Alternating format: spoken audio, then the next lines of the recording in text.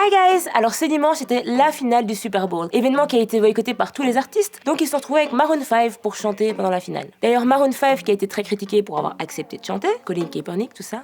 Mis à part les critiques sur la prestation un peu mollassonne du chanteur Adam Levine, ce qui a vraiment fait parler de lui, c'est le fait que le chanteur, pendant sa prestation, ait enlevé son t-shirt et soit retrouvé tout téton à l'air. Ce qui a rappelé un événement qui a marqué son époque, le scandale du Nipplegate.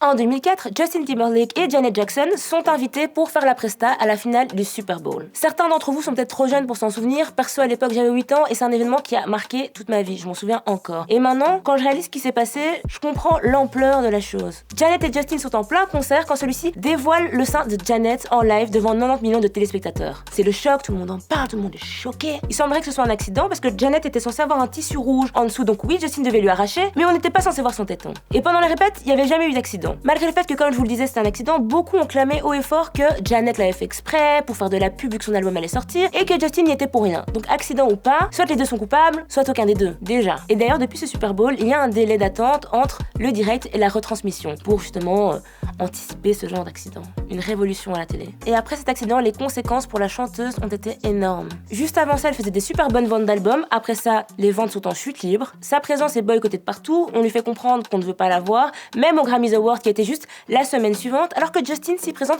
comme une fleur. Et le pire, c'est qu'en 2017, Justin est réinvité à chanter au Super Bowl. Aucune trace de Janet, 13 ans plus tard. Et d'ailleurs, quelques années après l'accident du Super Bowl, Justin s'était quand même excusé de son comportement de ne pas avoir assez soutenu Janet. C'est bien sympa, mais...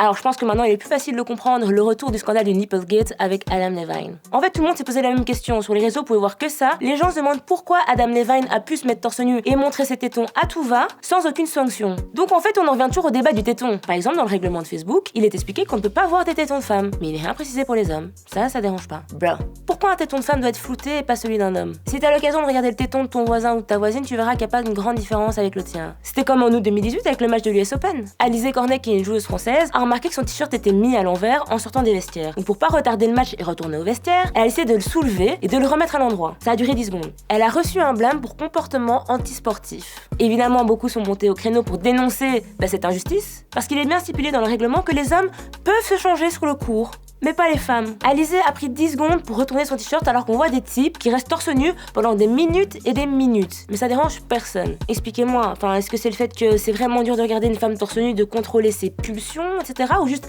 t'as pas besoin de voir ça, je sais pas, mais alors pourquoi ça fonctionnerait pas dans les deux sens? Si t'as un avis bien tranché sur la question, n'hésite pas à le mettre en commentaire. En attendant, on se retrouve demain.